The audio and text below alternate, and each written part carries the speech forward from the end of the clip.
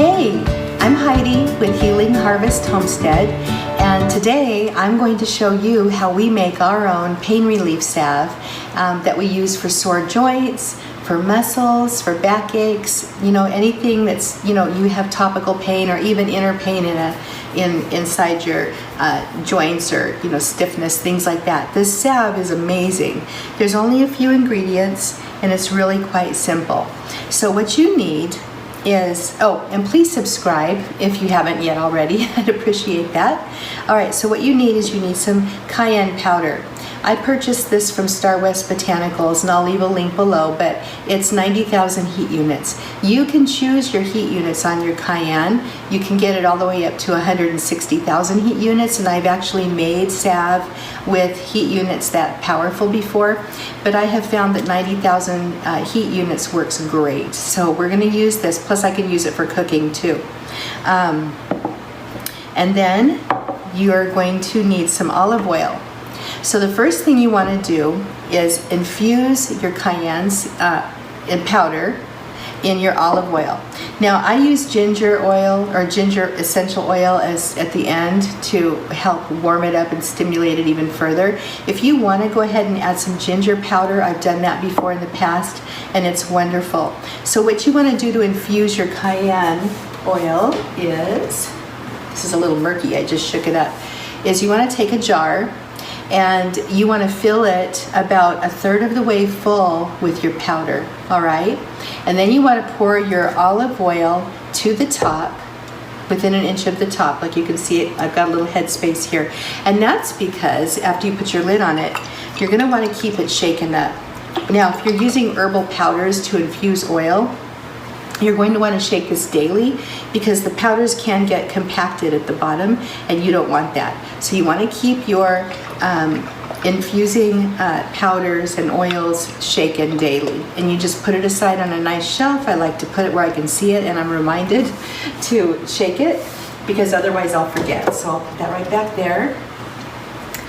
All right, so you're going to let that infuse for 4 to 6 weeks. I know that's a long time. There's a faster way. You can actually infuse your oil in a double boiler. And if you go to my website, www.healingharvesthomestead.com, I actually have directions for this salve there. I also have directions for how to make an infused oil with herbs, and I've got the fast way and the slow way. So if you don't want to wait 4 to 6 weeks and you want to get this done like today, you can. Just go to my website and I'll put the links below so you can find those articles. But I'll talk more about that later in another YouTube video too. But you can make it faster than 4 to 6 weeks. But I like the slow method because it really, really gives you a powerful, powerful oil. So once your oil is completely infused, and I don't know if you can see how this is like a bright orange oil because of the cayenne. It's just lovely. But you're going to have your infused oil. So and that's ready to go for the salve, okay? I've got it measured out in a 1 cup. You also need beeswax, okay? And then you need some essential oil if you want. The essential oil is optional. The thing about the essential oil that I like it for is that it gives some extra analgesic properties to your salve, which means some extra topical pain relief, okay?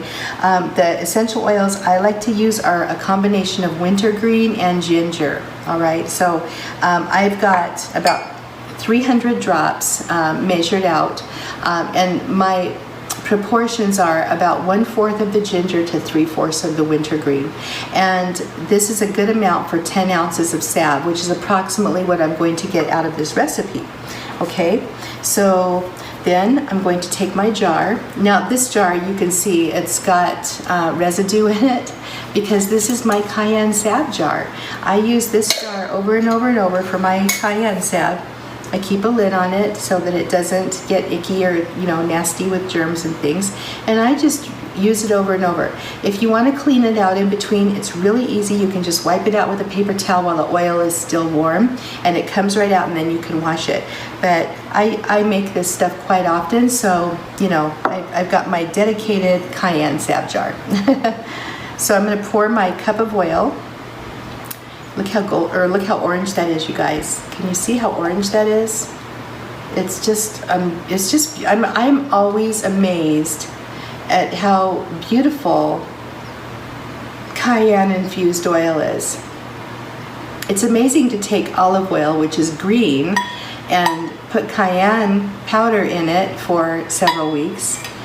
And then you strain out the cayenne. I don't know if I mentioned that, but you do need to strain out the cayenne. So what I would do with this, once this is ready to be strained out, I'm going to just simply get a strainer, use several layers of cheesecloth or a layer of paper towel even, and I'm going to slowly pour my infused oil into the strainer, which is going to fall into a pitcher of some kind and collect the strained out oil.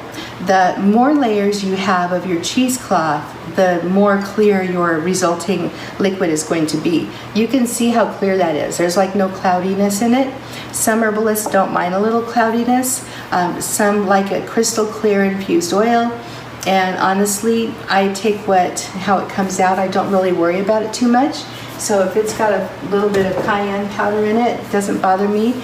But if you are selling this stuff or giving it away to friends, you might want to work on the clarity a little bit. Okay? So anyway, onward with our salve. I've poured 1 cup of the cayenne infused oil into my jar. And now I'm going to pour 1/4 cup of beeswax pellets into my jar. And that's my basic ratio for salves. It works every time. 1 cup of oil to 1/4 cup of beeswax pellets. And then I'm going to go ahead and put this jar inside my makeshift double boiler. Now, this double boiler is simply a pan. I have a cloth at the bottom. I don't know if you can see that. I'll show you in a minute. With a little bit of water, and I set it in there on top of the cloth. And now I'm going to take it over to the stove, and I am going to just gently heat this water a little bit, get it nice and warm, and it's going to melt those beeswax pellets right into the infused oil.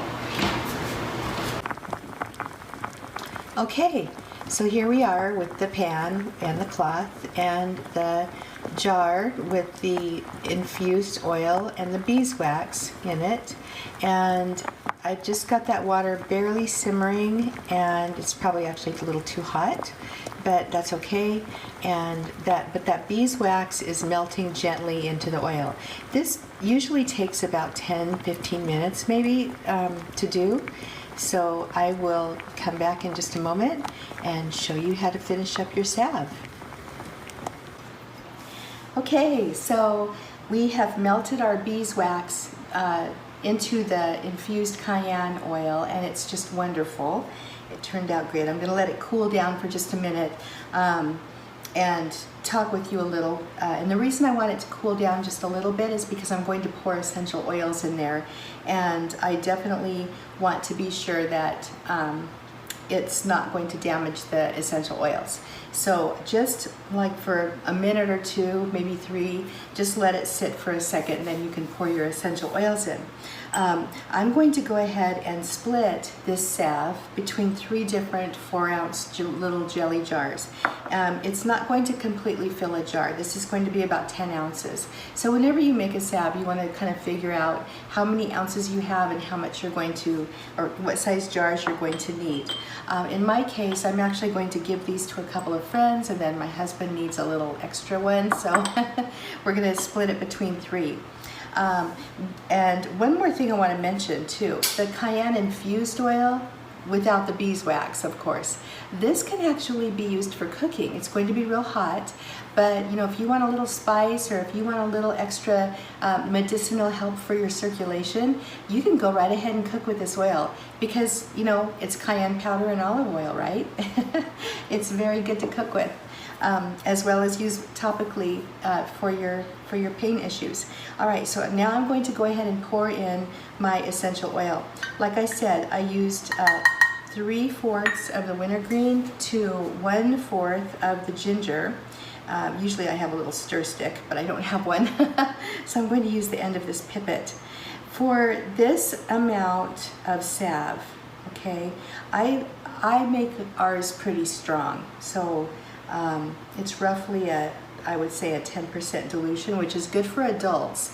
But there's about 300 drops or so of essential oil in here total. So I'm going to go ahead and pour my salve into my jars. Now, one thing you're going to want to do is not touch these after you pour them in, okay? It's tempting to kind of like pick it up and see how it's doing. But what you want to do is you want to let it set completely up. You want to let it harden all the way. And 10 ounces turned out to be a perfect amount for 3 4-ounce jelly jars. You can see, I don't know if you can see that, but all of them are almost full except for there's one that's not. But I want to show you what a completed hardened salve looks like. So here you go. I'm going to come around here so you can see this better. This is what your completed salve is going to look like. This has been used. My husband uses this all the time. So because he works physically hard, and he'll use this for his neck pain. I use it for my low back pain because I have L4, L5 issues, and it's just wonderful. I have friends who use it on their hands for their joints. One little caution with this, okay? This salve is hot, so you might experience a little bit of itchiness when you first put it on your skin, especially on your back or a softer area of your body. You likely won't across your bony areas, but you know what, it'll go away. All right, so just know that you might experience that. It's nothing to be concerned with. The cayenne powder is very hot, and the capsaicin that's in the cayenne powder is what actually soaks in through your skin and into your joints and into your muscles, and it helps relieve that pain. So cayenne is an excellent, one of my favorite pain relievers.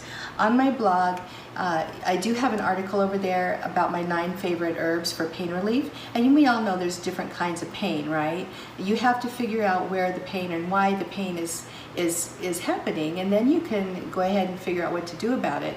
But I talk about that in this article. There's also an article over there from start to finish on how to make this salve. So if you want to have it in written directions, you can do that. Another thing I want to just mention before I sign off is if you want to learn how to be a home herbalist and basically substitute all of those toxic over-the-counter drugs for clean, fresh, healthy plants and home remedies, you can do that. I've done that. I actually make all of our own medicine here in our house with herbs that I grow in the backyard, or I source from the wild, or I purchase. So you can do it too. I have a course, it's called The Confident Herbalist, and you can find it in any article on my blog. Just look at the sidebar. Or you can go to teachable.com and search for Healing Harvest Homestead School, and it'll pop right up.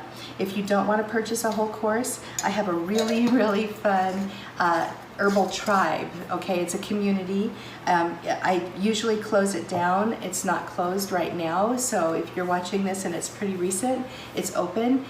It's only $20 a month, and we go deep diving in depth into one herb a month, so you learn that herb really well. You get lots of projects to make with that herb, and I also do a general herbal lesson. So you're going to get a nice little bunch of monthly lessons on how to use home remedies and different herbs in your home every single month.